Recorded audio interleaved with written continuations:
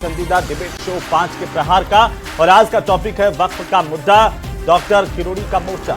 अक्सर paper leak पर बोलने वाले कैबिनेट मंत्री डॉक्टर किरोड़ी लाल मीणा ने वक्फ बिल को लेकर के बड़ा धमाका किया है। डॉक्टर किरोड़ी लाल ने भाजपा कार्यालय में पत्रकारों से बातचीत करते हुए वक्फ बिल का आज मुद्दा उठाया। किरोड़ी लाल ने कांग्रेस के कुछ नेताओं पर गुमराह कर मुसलमानों को भड़काने के आरोप लगाए। डॉक्टर किरोड़ी लाल मीणा ने मीडिया के सामने 2 वीडियो स्क्रीन पर चला करके दिखाए। इनमें बताया गया कि मंदिर की जमीनों पर कब्जा करके समुदाय विशेष को फायदा पहुंचाया जा रहा है। डॉक्टर किरोड़ी लाल मीणा ने कहा कि कई प्रभावशाली लोगों ने वक्फ की बेशकीमती जमीन बेच दी। कुछ कांग्रेस के कुछ नेता लोगों को गुमराह करके भड़का रहे हैं। देश के हित में लाए गए बिल के खिलाफ लोगों को भड़काया जा रहा है। किरोड़ी ने कहा कि एक QR कोड जारी कर पीएम मोदी के खिलाफ मुहिम चला रखी है। कांग्रेस ने कहा है कि बिना कारण आरोप प्रत्यारोप की राजनीति हो रही है, इसका कोई कारण नहीं है और आज इसी कारण को तलाशने की चर्चा करेंगे। प्रदेश की सबसे बड़ी चर्चा की शुरुआत करें उससे पहले देखिए ये खास रिपोर्ट।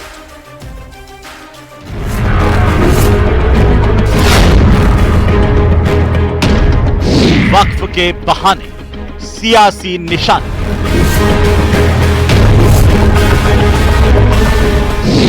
वक्फ के मुद्दे को लेकर किरोड़ी लाल के आरोप।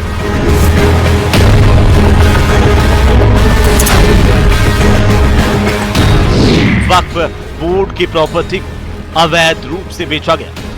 वक्फ प्रॉपर्टी को अवैध रूप से बेचान कर देना और वो भी कुछ लोगों द्वारा आम मुसलमान को उससे दूर रखा गया।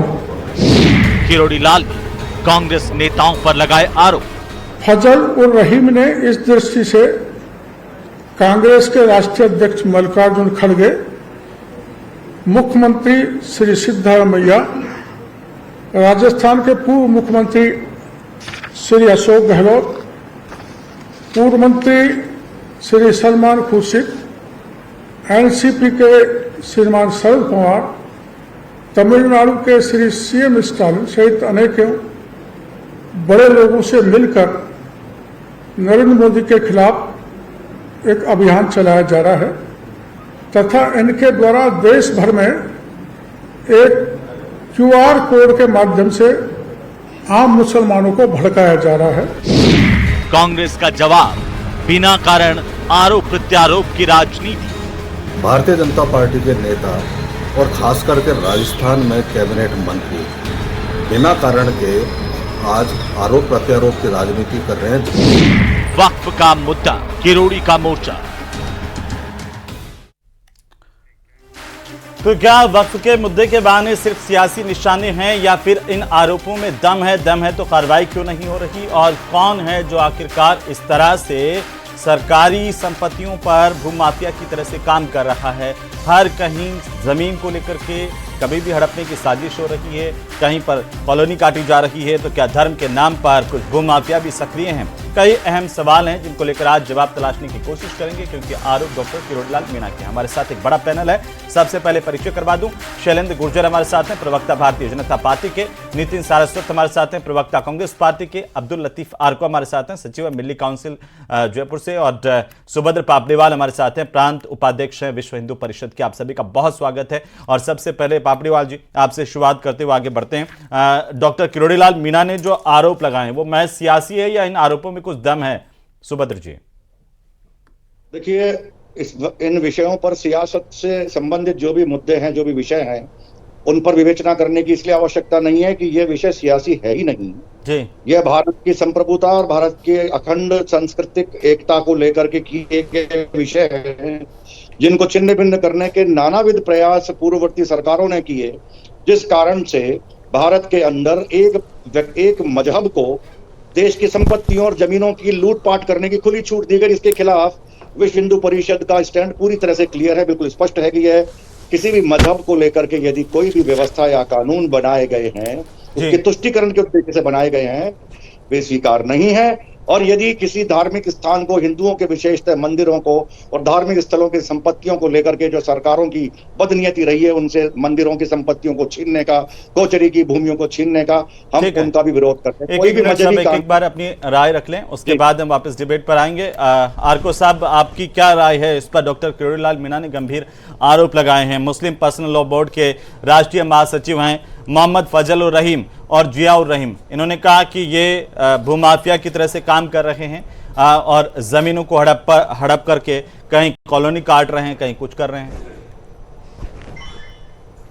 देखिए, मेरी जानकारी जो है उसके मुताबिक ये अब्दुल रहीम साहब जो जितनी भी ज़मीनें उनकी खुद की खरीदी हुई ज़मीनें, उनके फादर की खरीदी हुई ज़मीनें थी जी, और फादर की ज़मीनों को उन्होंने वक्फ बोर्ड में इंदराज कराया है और वो वक्फ बोर्ड में आज भी इंदराज है। अब ये कह रहे हैं कि बेची है। मैंने वक्फ बोर्ड से अभी जानकारी ली है जी, उन्होंने कहा भाई हमारे पास कोई कंप्लेंट नहीं है, अगर हमारे पास कंप्लेंट आएगी तो हम उसके खिलाफ कार्रवाई करेंगे। और जो चीज़ जो वक्फ हो जाती है, प्रॉपर्टी जो इंसान वक्फ कर देता है वो बेची नहीं जा सकती। अगर कोई बेच भी देता है तो वो गैर कानूनी होती है, उसका बेचान कैंसिल हो जाता है। तो बेच रहा है तो आप कह रहे हैं मेरा ये मानना है गैर कानूनी। और मेरा ये मानना है कि किरोड़ी लाल जी को सुर्खियों में रहने की हमेशा आदत रही है। ये किसी न किसी मुद्दे को लेके, चाहे वो कैसा भी मुद्दा हो। आरको साहब, उन्होंने एक बहुत गंभीर आरोप लगाया कि प्रधानमंत्री के खिलाफ एक साजिश चला रहे हैं कुछ लोग।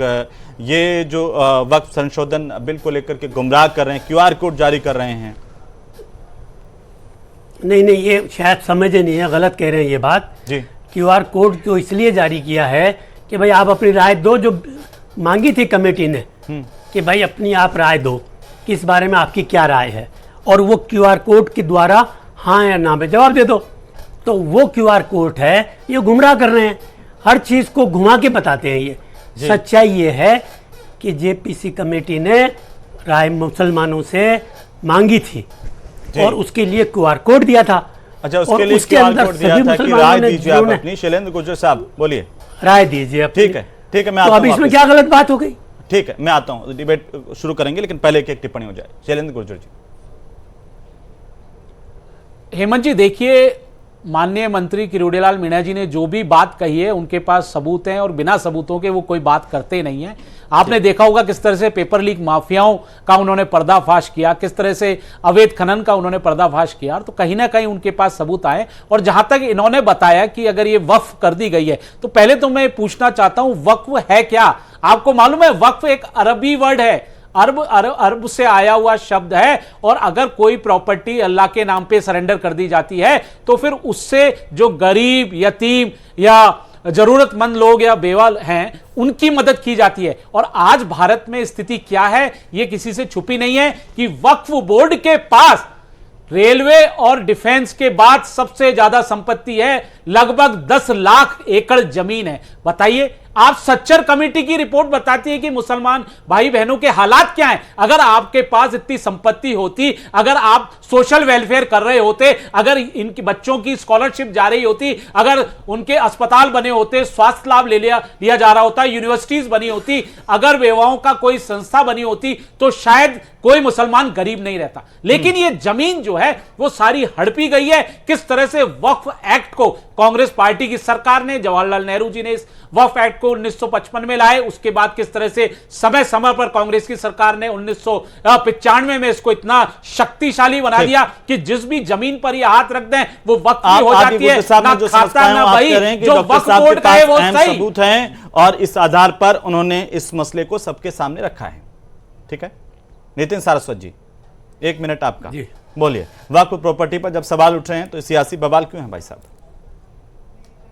देखिए हेमंत जी, सबसे बड़ी बात यह है कि जो वक्फ वाला जो मामला है वो JPC के पास गया हुआ है और किरोड़ी लाल मीणा जी खुद इस सरकार का हिस्सा है, राज्यसभा के सांसद रहे हैं। उनको अच्छी तरीके से पता होगा कि अगर मुझे कोई भी दिक्कत है, अगर कोई भी मेरे पास कुछ भी इंफॉर्मेशन है, कोई भी सलाह मशवरा है, तो वो JPC को जाना चाहिए। और JPC अपना काम, इतनी बड़ी कमेटी है, वो महत्वपूर्ण काम अपने सही तरीके से कर रही है, लेकिन वो JPC को ये चीजें ना देकर क्या कर रहे हैं कि क्या नाम से आके प्रेस कॉन्फ्रेंस कर रहे हैं, तो आप इस बात से खुद समझ जाइए कि उनका मोटो किस तरीके का है। पहली बात तो ये। दूसरा, उन्होंने कहा कि विदेशों से अवैध राशि प्राप्त हो रही है। अब आप सोचिए कि ये कह के वो किस पे आरोप लगा रहे हैं, हमारी सेंट्रल एजेंसीज पे आरोप लगा रहे हैं कि वो सक्षम नहीं है, और अवैध राशि जो विदेशों से आ रही है वो उनको तो पता है, लेकिन सेंट्रल एजेंसी गृह मंत्रालय उसको कोई आइडिया ही नहीं है, और वो उनको बताएंगे। अब तो मेरे को लगता है कि गृह मंत्रालय को, क्योंकि ये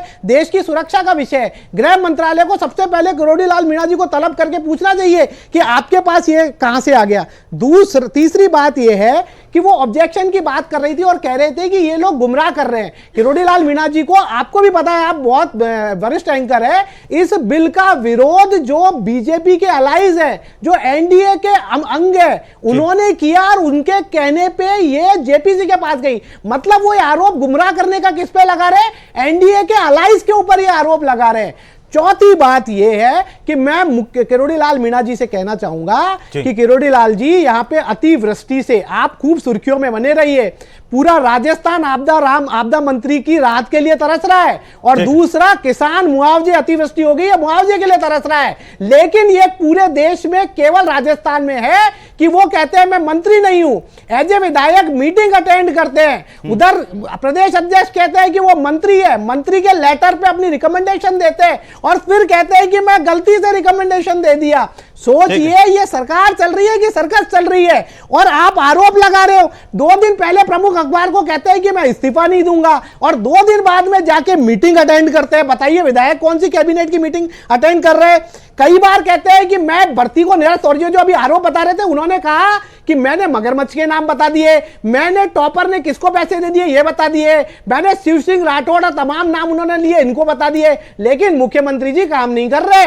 जो ये भी आरोप बता रहे थे ना कि उनको सब कुछ पता होता है, तो उन्होंने सरकार के लिए भी कहा है कि सरकार करने नहीं है, सारे सबूत दे चुका हूं मैं। और एक चीज और लास्ट बात और ये कह रहे थे कि जमीन हड़प ली। अरे सतीश पूनिया जी उसी कॉन्स्टिट्यूएंसी से आते हैं, उन्होंने विधानसभा में कोई मुद्दा उठाया हो, कोई प्रश्न विधानसभा में पूछो, कहीं कोई पूछो, सारी चीजें खबर केवल उन्हीं को है। अभी सरकार का हिस्सा हो, काम करो, सरकार का हिस्सा उस पर कदम उठाओ। ये क्या प्रेस कॉन्फ्रेंस कर रहे हो? ये सरकार का काम होता है क्या प्रेस कॉन्फ्रेंस करना? सरकार का काम होता है एक्शन लेना। जी, एक्शन तो आपने भी नहीं लिया था ना, आपकी सरकार रही थी तो। शैलेंद्र गुर्जर साहब, वो कैसी बात कर रहे हैं? प्रेस कॉन्फ्रेंस करते थे क्या? हम काम करते थे, प्रेस कॉन्फ्रेंस नहीं करते थे। और सरकार में जो होता है वो प्रेस कॉन्फ्रेंस नहीं करता, वो एक्शन करता है। अच्छा, एक बात बताओ, आप काम करते थे, डॉक्टर किरोड़ी लाल मीणा कह रहे हैं कि कामा नगर में, अशरफ कॉलोनी में, जामिया नगर, कबीर नगर, इबादत नगर, मदीना नगर, हिदायत नगर, कलाम नगर, रंगरेज सिटी, एमके विहार, डायमंड नगर, स्टार सिटी, ये सब विकसित कर रहा है। ये राजकीय भूमि के साथ साथ मंदिर माफी की भूमि पर भी समुदाय विशेष की कॉलोनियां काटी जा रही हैं, बसाई जा रही हैं।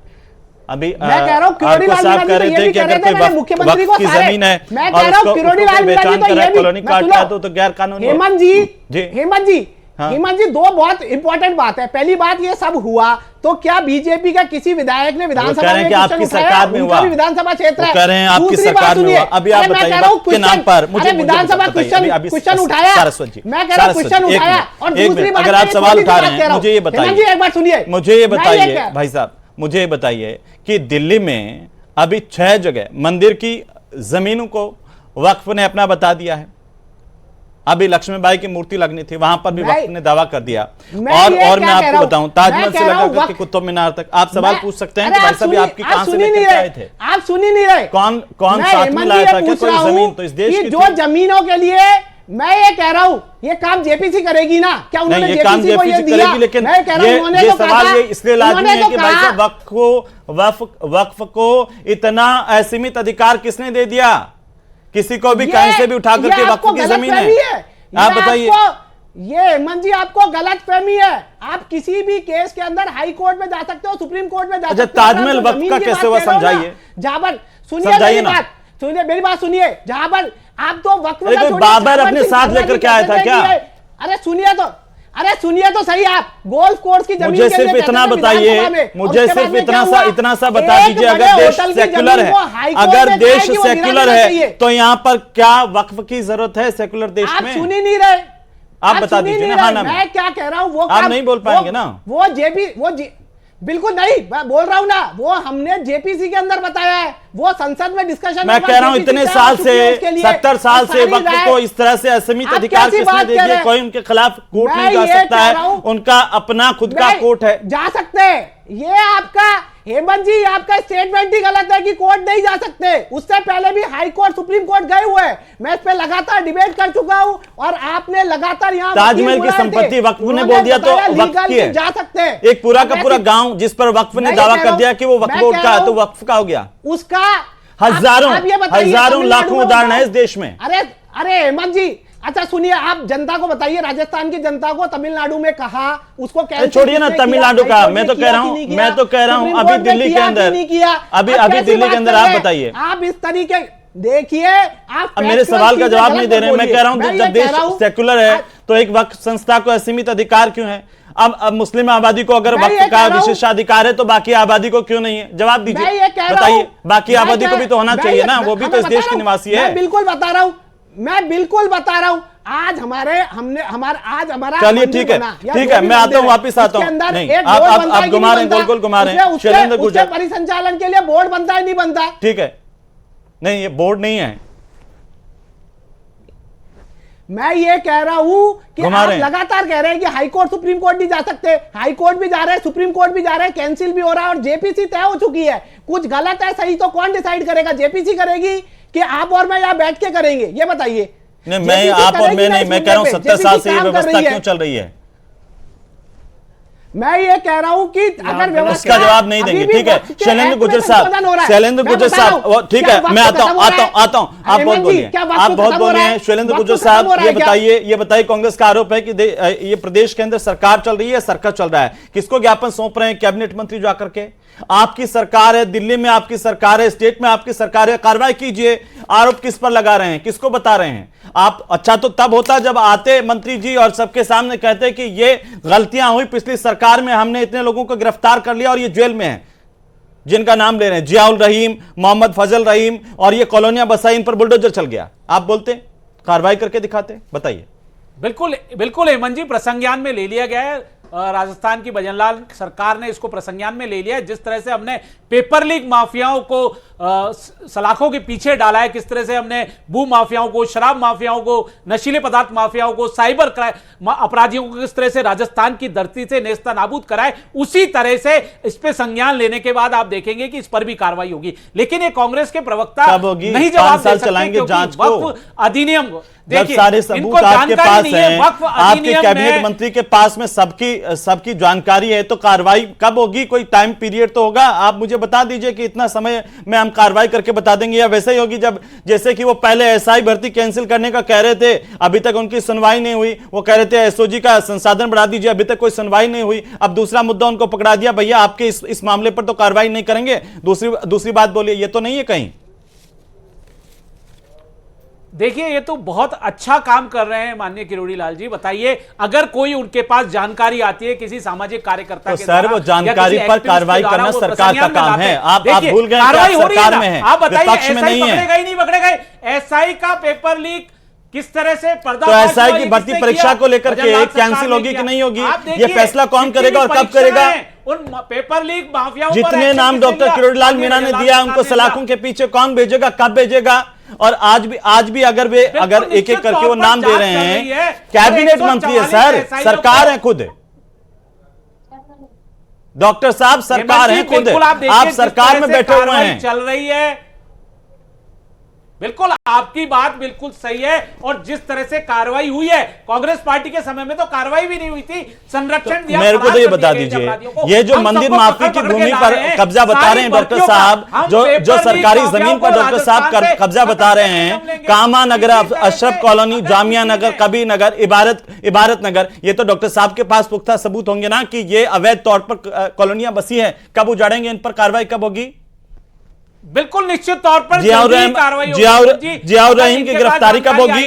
मोहम्मद फजल रहीम की गिरफ्तारी कब होगी? ये फिर बता दीजिए, कोई टाइम पीरियड तो बताइए ना सर। बिल्कुल जांच होकर जल्दी ही इस पर कार्रवाई होगी।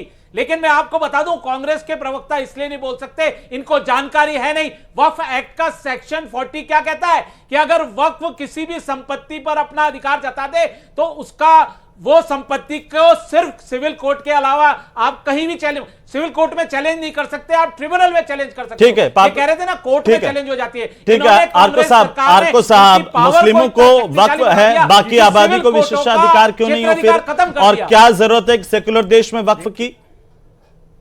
आर्को साहब देखिए, जिस तरह वक्फ को अधिकार है इसी तरह देवी स्थान को भी अधिकार है। वहाँ भी टर्मिनल है, वहाँ भी वही सारी नियम कानून कायदे उनके बने हुए हैं। ये गुमराह करते हैं आप ऐसी बात कह के कि वक्फ को तो अधिकार है, बाकियों को क्यों नहीं? सबको अधिकार है, आप गुमराह नहीं कीजिए। और आप ये कह के भी गुमराह करते हैं कि वक्फ के पास इतनी बड़ी ज़मीन है। अरे 2 मंदिरों में इतनी बड़ी ज़मीन है कि पूरे राजस्थान में, हिंदुस्तान के वक्फ के पास इतनी ज़मीन नहीं है जितनी सिर्फ 2 मंदिरों में ज़मीन है। ये गुमराह करके पब्लिक को गुमराह मत कीजिए। 2 मंदिरों में ज़मीन है बताइए ना, गुमराह करना छोड़ दीजिए। जब आप दावा करें तो बता भी दीजिए। मैं आपसे कह रहा हूँ, आज ही जो है मौलाना मदनी ने छत्तीसगढ़ में के अंदर, छत्तीसगढ़ में 5,000 करोड़ की संपत्ति है वक्फ के पास में, कहां से आई? देखिए, जितनी भी है, संपत्ति मैं आपसे फिर ये कह रहा हूं, अवैध कब्जा करके बनाई हुई है। करने की बातें नहीं करें। अब आप बताइए, आधे दुर्ग शहर पर दावा कर रहा है वक्फ, दावा ठोक चुका है जमीन है कि वो हमारा है। इस तरह से गुमराह कर देते हैं मामले में।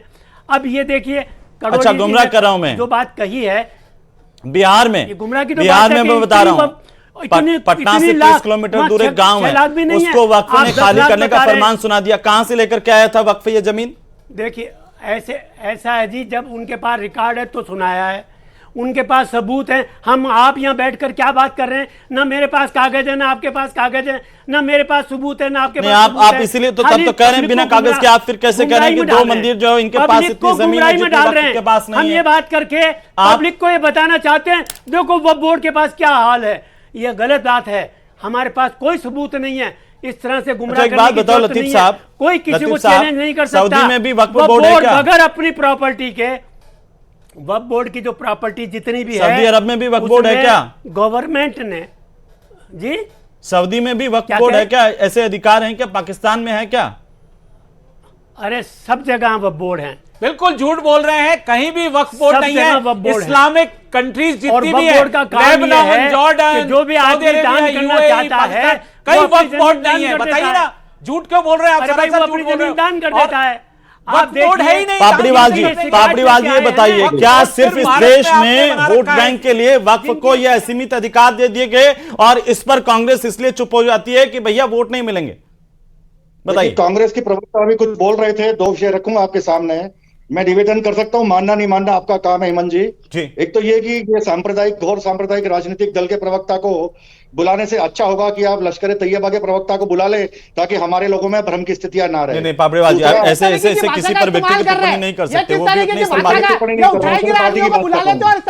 मैं राजनीतिक बात कर रहा हूँ, एक राजनीतिक दल की मानसिकता की बात कर रहा हूँ, एक राजनीतिक दल की मानसिकता की बात कर रहा हूँ जो आप सुने। और वो राजनीतिक दल जो है वो लगातार देख रहे हैं कि उसकी भाषा की भाषा में कोई फर्क नहीं है। आप चाहें तो इस बात पे भी डिबेट करवा ले, मैं साबित कर दूंगा कि इनकी भाषा में एक पैसा नहीं, किसी पर व्यक्तिगत टिप्पणी की बात नहीं है। जो बात है वो बोलिए ना। हमारे लिए सारस्वत जी या आर्को साहब भी उतने ही महत्वपूर्ण है जितने आप हैं। और चैनल का देखिए, चैनल का अपने मेहमानों में कोई भेदभाव नहीं है। हम जिम्मेदारी के साथ सवाल भी पूछेंगे, लेकिन ये नहीं कि आप व्यक्तिगत होकर के किसी को इस तरह से टिप्पणी ना करें प्लीज।